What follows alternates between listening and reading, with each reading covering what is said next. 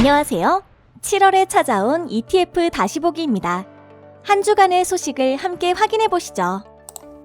전 세계적으로 코로나19 재유행과 원숭이 두창이 확산되며 우려가 커지고 있습니다.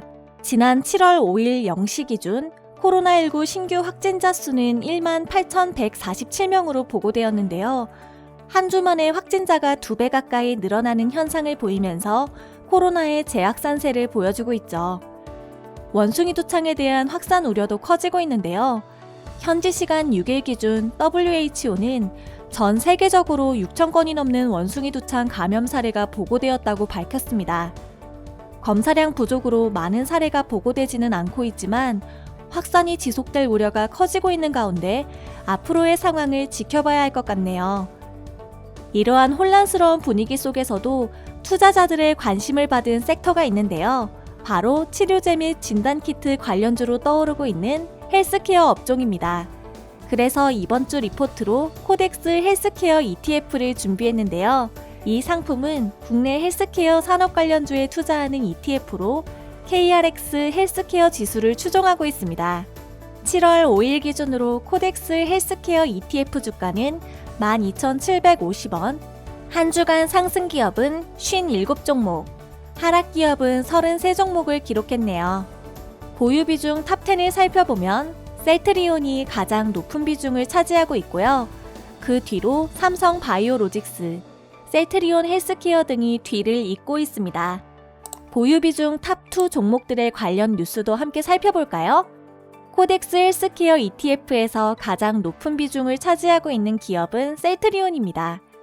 셀트리온의 주력 항체 바이오시밀러 제품군인 램시마, 트룩시마, 허주마는 유럽 시장에서 안정적인 점유율을 보이고 있는 것으로 나타났는데요. 또한 셀트리온은 지난 5월 1,600억 원 규모의 바이오 의약품 공급 계약에 이어 최근 1,756억 원 규모의 추가 공급 계약을 체결하기도 했습니다. 이와 함께 하반기에는 항암제 아바스틴의 바이오시밀러인 베그젤마의 유럽 출시 등을 앞두고 있는 만큼 좋은 흐름을 이어나갈 수 있을지 지켜보시죠. 보유 비중 상위 2위 기업은 삼성 바이오로직스네요. 지난 4일 미국 제약사 MSD와 약 2,768억 규모의 위탁 생산 계약 체결 소식을 전하며 투자자분들의 많은 관심을 받았는데요. 이와 더불어 지난달에는 세계적인 바이오 산업 박람회인 바이오 USA에 참가해 K바이오의 저력을 보여주기도 했죠. 글로벌 시장에서 큰 관심을 받고 있는 삼성 바이오로직스, 앞으로 어떤 모습을 보여줄지 기대해보시면 좋을 것 같아요. 보유 종목 주간 수익률 상하이 기업도 살펴보시죠. 주간 수익률 1위는 휴마시스인데요. 코로나19 재확산 조짐이 나타나면서 진단키트주인 휴마시스 주가가 강세를 보이고 있는 모습입니다. 이와 더불어 원숭이 두창 전염병에 대한 통제력을 상실할 수 있다는 전문가들의 경고가 나오면서 진단키트 개발에 착수한 휴마시스가 관심을 받고 있는데요. 빠른 시일 내 진단키트를 완성하여 유럽 시장에 우선 출시할 예정이라고 하니 주목해보시면 좋을 것 같습니다. 주간 수익률 3위에는 메지온이 이름을 올렸습니다. 메지온은 폰탄 치료제인 유데나필의 FDA 허가 불발 소식으로 한동안 분위기가 좋지 못했는데요. 지난 5월 진행된 타입 B 미팅을 통해 통계적 유의성 승인 기준이 기존보다 완화되었다는 소식을 전해 다시 주목을 받고 있는 모습입니다. 추가 임상을 통해 향후 신약허가 가능성이 기대되는 만큼 관심 가져보시면 좋을 것 같아요. 주간 수익률 최하위는 이수앱 지수입니다. 여러분도 잘 아시다시피 요즘 시장은 미국발 인플레이션과 금리 인상 등으로 인해 전반적으로 좋지 않은 흐름을 이어가고 있습니다. 이수앱 지수도 그 영향을 받은 것으로 보이는데요. 그럼에도 최근 좋은 소식을 전했습니다. 먼저 지난달 알츠하이머 병의 진행을 억제하는 신약에 대한 국제 특허 출원을 완료했다는 소식이 있었는데요. 여기에 독일 헬름사와 함께 고셔병 치료제인 에브서틴과 파브리병 치료제인 파바갈의 원료 의약품 공급 및 기술 이전 계약까지 체결했다고 하네요. 계약 총액이 무려 지난해 매출액의 약 75% 수준으로 상당한 규모를 자랑하고 있는데요. 이수앱 지수가 이를 계기로 반등 흐름을 잡을 수 있을지 지켜보시면 좋을 것 같아요. 이번에는 코덱스 헬스케어 ETF 관련 테마 키워드들을 살펴볼게요. 제약 테마 뉴스에 앞서 제약에 대해 먼저 알아보겠습니다. 제약산업은 잘 아시다시피 의약품을 개발, 생산, 판매하는 사업인데요. 제약업계는 코로나19로 인해 최근 2년 동안 크게 주목을 받은 업종이기도 합니다.